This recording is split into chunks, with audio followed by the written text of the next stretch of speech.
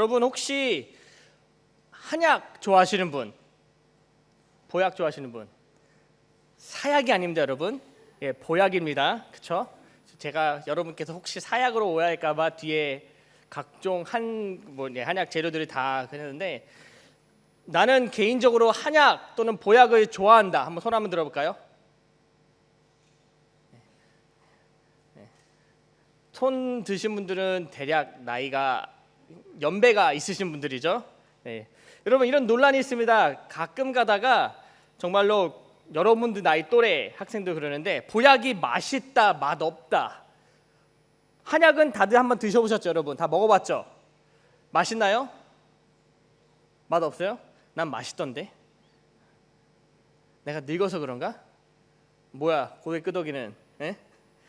근데 여러분 사람마다 다 생각하는 게 다를 거예요. 왜냐하면은 그런 쓴맛을 좋아하는 사람들은 한약을 좋아하고 그런 걸 안 좋아하는 사람들은 보약을 별로 안 좋아합니다. 아이스 아메리카노를 즐겨 마시는 사람들은 맛있다고 해요. 그렇죠? 저도 개인적으로 아이스 아메리카노를 자주 마시는데 그 이유는 맛있어서가 아니라 살찌기 싫어서. 네, 그런 차이가 있어요. 근데 여러분 우리가 보통 한약을 보면은 맛없다고 생각하는 학생들이 많이 있어요. 왜냐하면은 그냥 맛이 없으니까. 그럼에도 불구하고 우리가 한약의 그런 유익은 다 알고 있죠. 몸에 좋고 그리고 먹으면은 뭐 키가 큰다, 살이 빠진다, 아니면 살이 찐다 그런 효능들이 있다고 그래요. 저도 어렸을 때 제가 한국에 있었을 때니까 90년도쯤 아니 90 전이구나 한 88년 서울 올림픽 때 그때 여러분 놀라실 필요 없어요. 어차피 저 나이 그렇게 많이 들었죠. 네, 그때 저희 부모님이 저한테 처음으로 보약을 지어주셨는데 그 보약의 효능이 뭐였냐면은 살 찌우려고. 참고로 저는 결혼하기 전까지 50kg가 안 됐었죠. 네, 굉장히 많았던 체질이었는데 결혼하니까 이렇게 팍 바뀝니다.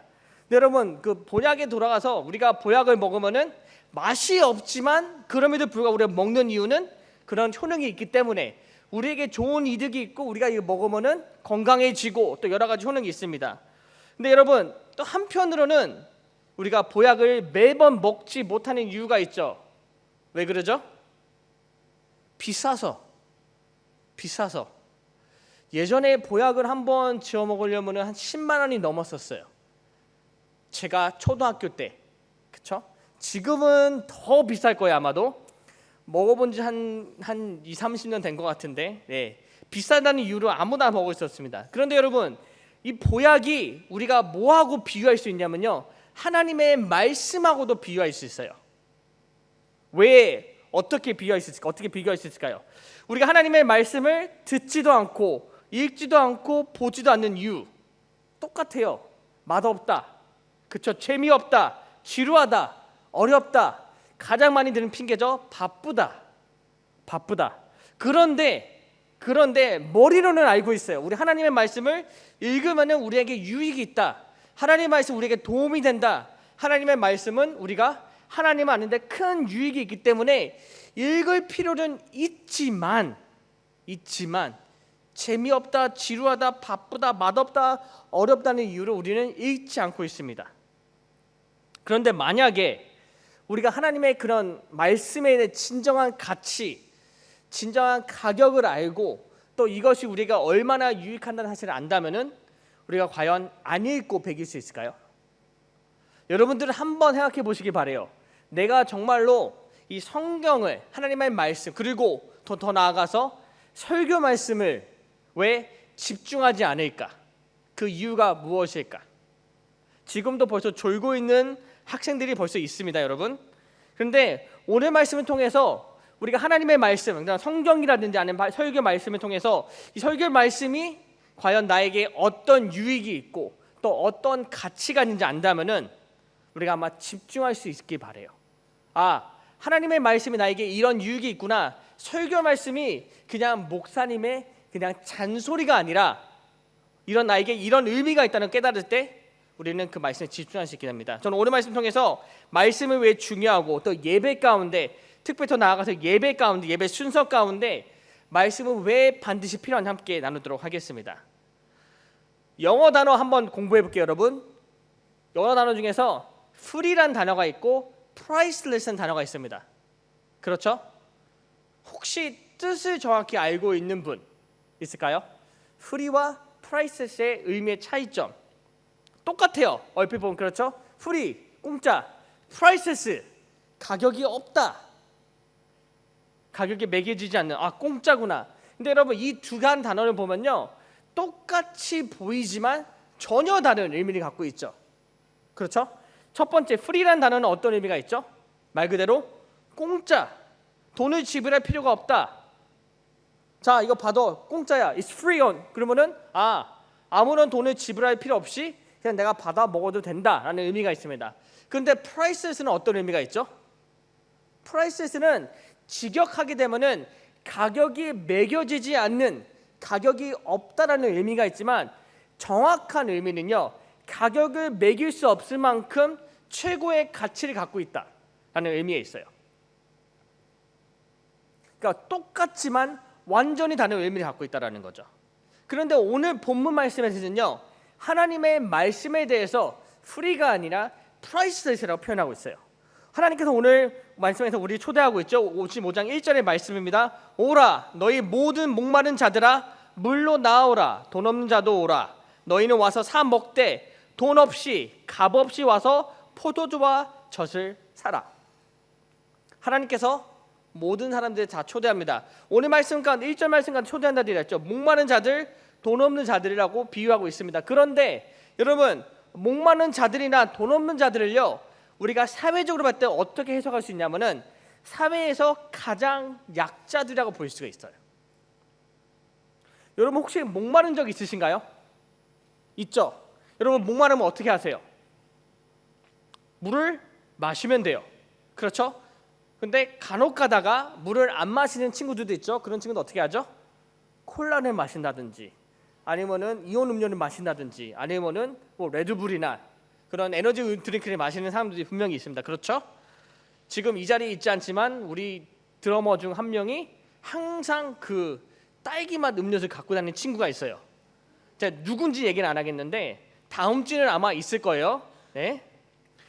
그렇게 우리는 보통 목이 마르면 무언가를 마실 수 있는 그런 능력이 있습니다. 그런데 성경에서 목 마른 자들 얘기하면요 어떤 의미냐면은 비록 목이 마르지만 무언가를 마실 수 없는 자들이에요.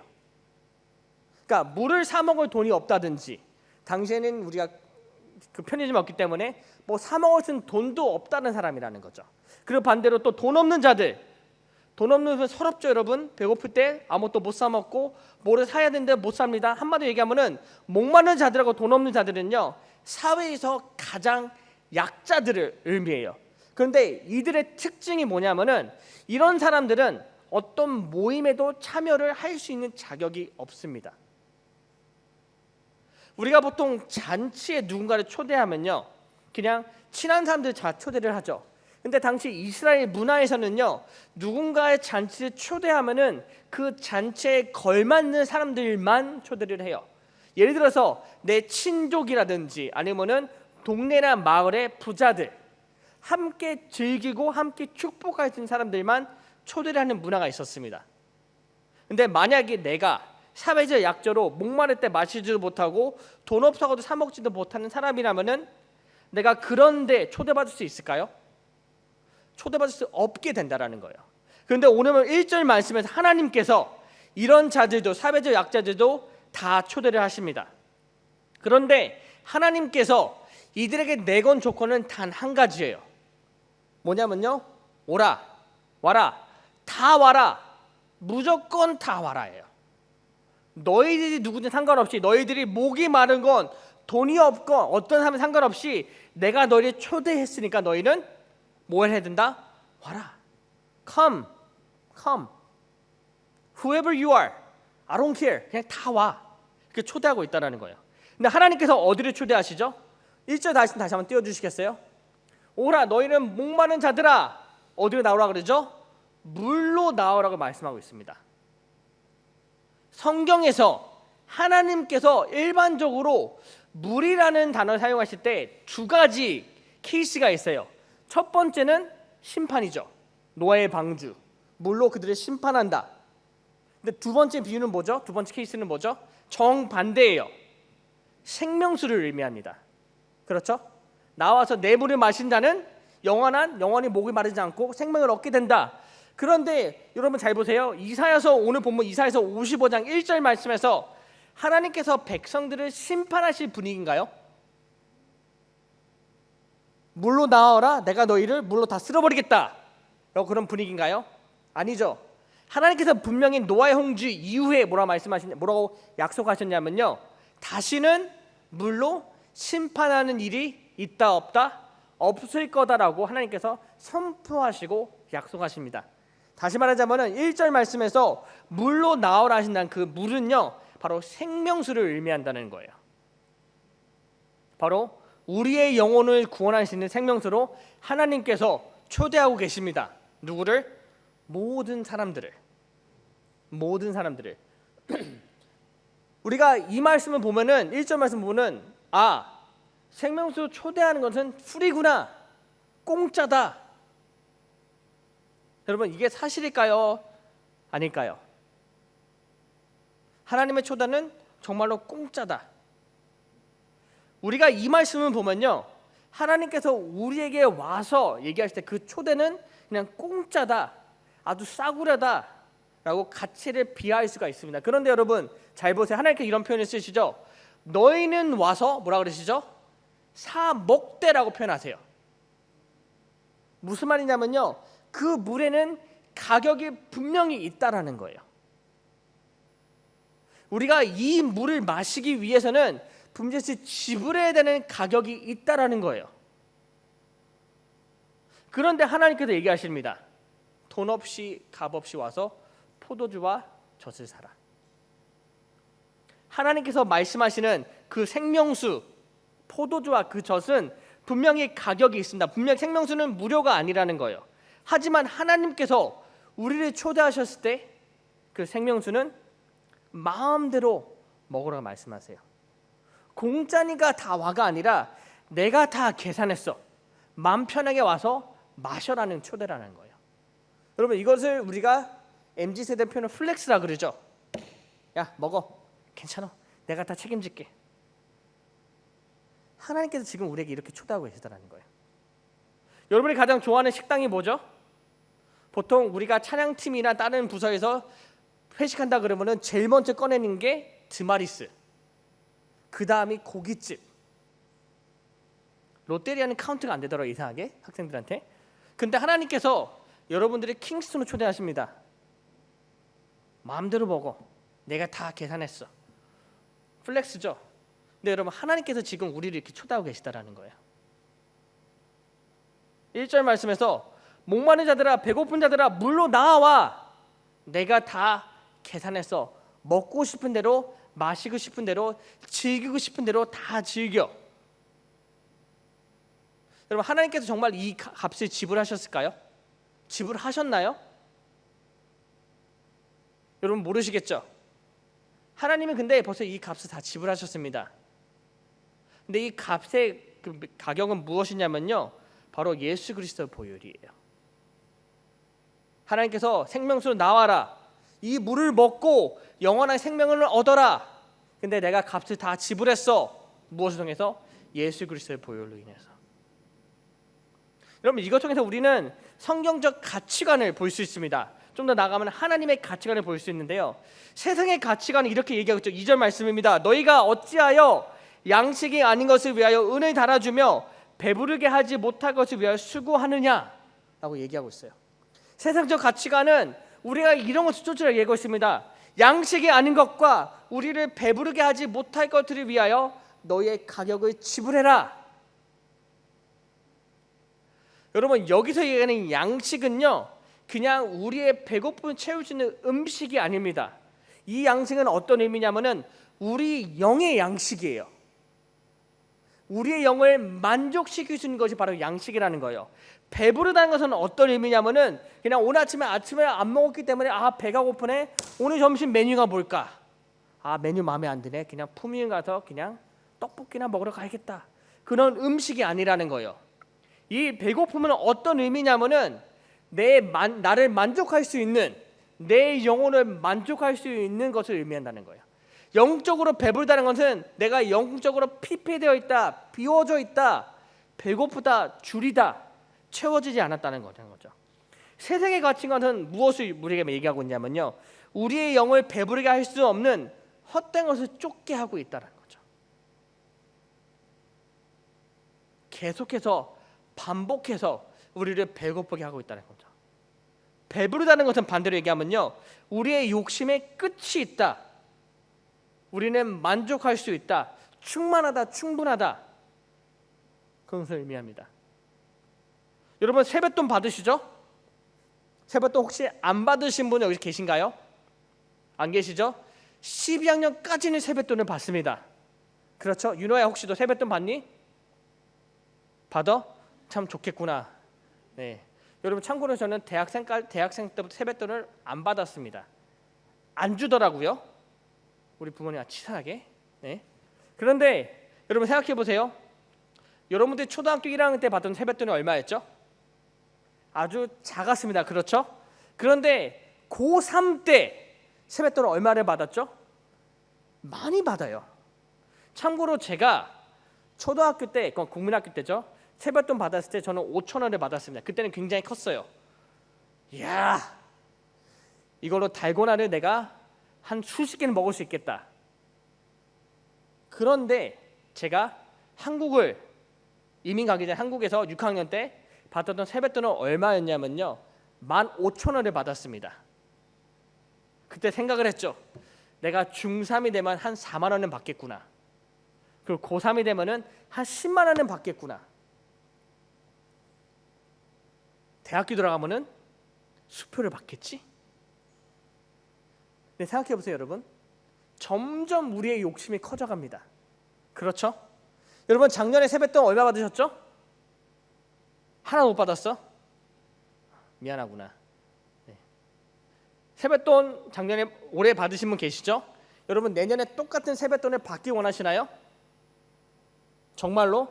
이만큼만 받으면 충분해? 만약에 부모님이 그보다 더 많이 주면 안 받을 거예요? 더 받을 거야. 그쵸?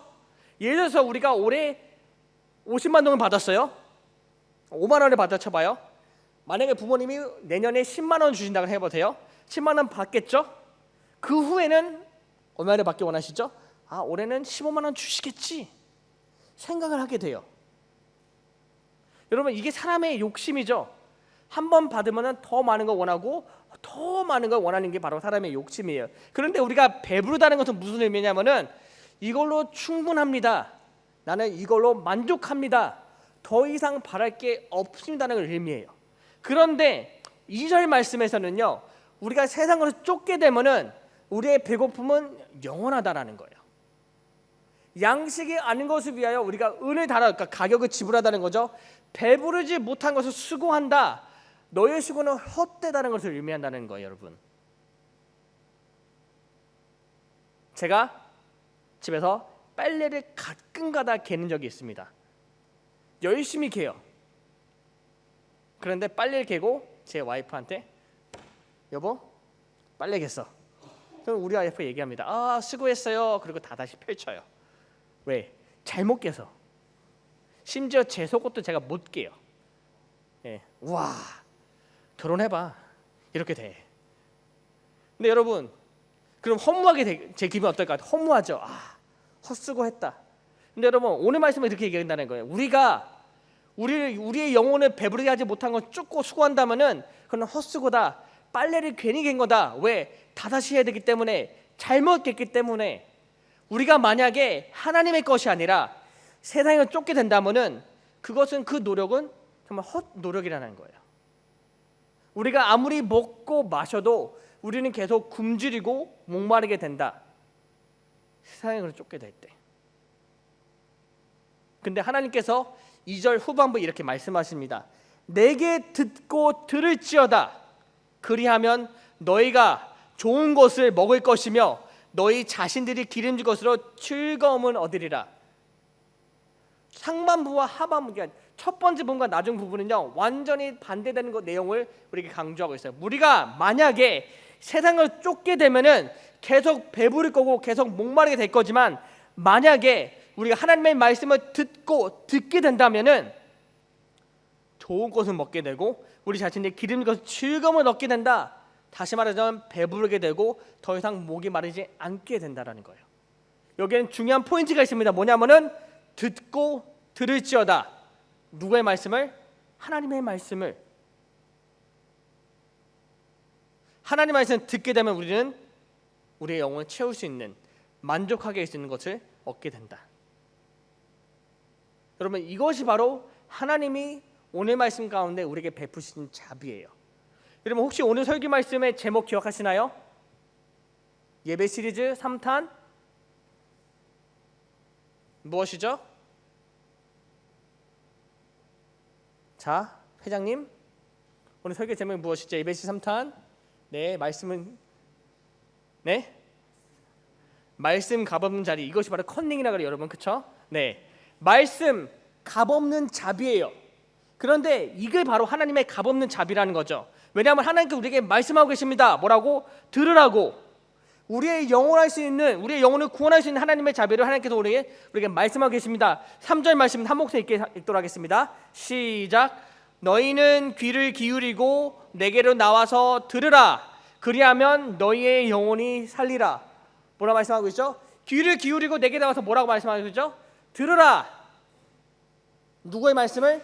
하나님의 말씀을 우리가 듣게 되면 어떤 일이 일어난다고요? 그리하면 너희의 영혼이, 우리의 영혼이 살리라라고 하나님께서 말씀하고 계십니다. 이것이 바로 하나님이 우리를 초대하신 목적이에요. 1절 말씀에서 물로 나와서 마시라고 하셨는데, 그렇게 초대하신 이유는 우리가 물을 마심으로써 우리의 영혼이 어떻게 된다? 살게 된다. 여기서 말씀하고 있는 산다는 것은요, 영원한 삶, 영생을 의미합니다. 하나님 말씀 듣는 자에게는 우리의 영혼의 구원이라는 큰 축복을 얻게 된다는 거예요. 그런데 여러분, 영혼의 구원은요, 값이 없다고 해서, 프리라고 해서 가치가 없는 게 아닙니다. 오히려 이 영혼의 구원은 바로 프라이스레스예요. 거저 받았지만 가장 큰 가치가 있는 축복이라는 거죠. 왜 그렇죠? 그 값을 누가 대신해서 지불했기 때문에. 내가 지불할 수 없었지만 누군가가 나를 위해서 그 값을 대신 지불했기 때문에. 여러분, 오늘 말씀 가운데 우리가 들어야 될 하나님의 말씀은 구체적으로 어떤 말씀이냐면요, 우리가 아주 잘 아는 말씀이에요. 복음이에요. 복음. 하나님께서 우리에게 아무런 값을 치르지 않고 거저 주신 그 영혼 구원의 말씀이 무엇이죠? 바로 복음입니다. 다시 말하자면 우리가 하나님께 나아가서 들어야 될 말씀도 바로 복음이라는 거예요. 근데 여러분, 복음은 누구에 대한 말씀인가요? 복음은 누구에 대한 말씀이죠? 누구에 관한 말씀이죠? 예수 그리스도. 예수 그리스도. 본문에서 예수 그리스도 전하는 말이 있습니다. 여러분, 55장 3절에서 이렇게 전하고 있어요. 내가 너희를 위하여 영원한 언약을 맺으리니 곧 다윗에게 허락할 확신한 은혜이니라. 내가 너희를 위하여 영원한 언약을 맺으리니, 곧 그가, 그 약속이 어떤 언약이냐면은 다윗에게 허락한 확신한 은혜다. 여러분, 다윗이 어떤 은혜를 받았죠? 다윗이 받은 가장 큰 은혜는 이스라엘의 왕이 되는 은혜가 아닙니다. 하나님께서 다윗과 언약을 세우시는데, 그 언약이 어떤 언약이냐면은 너의 혈통을 통해서 온 민족을 구원할 메시아가 탄생할 거라는 약속을 받아요. 근데 그게 누구죠? 예수 그리스도예요. 근데 이사야 말씀에서는요, 이 말씀을요, 하나님께서 다윗에게 직접 하는 말씀이 아니라 다윗의 후손들, 바로 이스라엘 백성들 하시는 말씀입니다. 내가 너희를 위하여 언약을 세웠는데, 그게 어떤 언약이냐면 다윗과 세운 언약과 똑같은 언약이다. 바로 메시아가 바로 이 땅에 와서 너의 죄를 다 용서할 거다. 확신한 은혜라는 거예요. 그래서 4절에 이렇게 말씀하시죠. 보라, 그 언약 내가 그를 만민에게 증인으로 세웠고 만민의 인도자와 명령자로 삼았나니. 여러분, 어떤 증인이죠? 예수님께서 어떤 증인의 역할을 하셨냐면요, 하나님의 사랑에 대한 증인 역할을 하셨습니다. 그 사랑의 증거가 어디서 나타나면요, 바로 십자가예요. 예수님의 십자가에 달려 죽으심으로 우리 죄를 다 사하주셨는데, 그게 무엇의 증거가 되냐면은 하나님이 우리를 사랑하신다. 너무 사랑하셔서 예수 그리스도를 우리에게 보내셨다라는 거예요. 만민의 인도자와 명령자, 간단하죠. 우리의 왕 되신 예수 그리스도. 이사야서 55장 4절의 말씀, 이것은 바로 예수 그리스도에 대한 말씀입니다. 그리고 55절에 이렇게 나와 있죠. 보라, 내가 알지 못하는 나라를 내가 부를 것이며 너를 알지 못하는 나라가 내게로 달려올 것은. 여러분, 이 나라가 어떤 나라일까요? 이스라엘일까요? 당시에는 이스라엘이 없었기 때문에. 아니면 대한민국일까요? 이제는 한국이 호랑이 담배 피우던 시절이니까 아무도 없었다. 여러분, 이 나라는요, 바로 천국의 나라를 의미합니다. 하나님의 나라를 의미해요. 우리가 아직은 알지 못하지만 예수님께서 이 땅에 오셔가지고 그 나라의 왕이 되실 때, 이게 바로 하나님의 나라구나, 예수님이 우리의 왕 되시는구나 라고 알게 된다라는 거예요. 지금은 알지 못하지만 우리는 나중에 예수 그리스도 통해서 알게 되고, 우리는 이제 그 나라에 속하게 된다. 언제? 우리가 믿을 때. 여러분, 지금까지 제가 한 내용들을 한 단어로 종합하잖아요. 그럼 그게 바로 복음이에요. 예수 그리스도가 이 땅에 오셔서 우리의 왕 되시고 우리의 모든 죄를 다 짊어지시고 죽으시는데, 그것이 바로 우리 향한 하나님의 사랑의 증거가 되고 예수님 우리의 증인이 되신다. 그럼 우리는 누구를 믿어야 된다? 예수 그리스도를 믿어야 된다. 믿을 때 어떤 유익이 있다? 우리의 죄를 다 용서받게 된다. 여러분, 이것이 바로 우리가 반드시 들어야 되는 말씀입니다.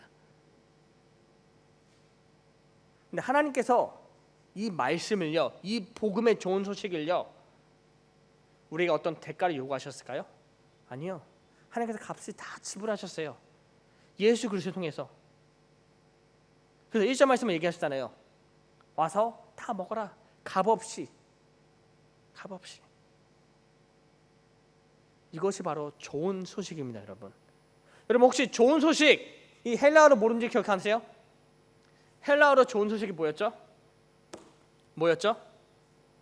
네? 셀라는 쉬어가다는 의미가 있습니다. 네. 헬라어로 좋은 소식, 굿뉴스, 유앙겔리온. 우리 임원들 분발하셔야겠네요. 그 책을 처음부터 다시 읽어야겠습니다, 여러분. 네, 유앙겔리온. 여러분, 유앙겔리온이 어떤 의미가 있었죠? 처음 듣는 것처럼 나를 쳐다보고 있는데, 제가 이거 설교를 3번 해야 했습니다, 여러분. 최근에 한 번 했었는데, 유앙겔리온, 아주 승전보, 왕의 귀환, 왕이 우리에게 오신다. 그렇죠?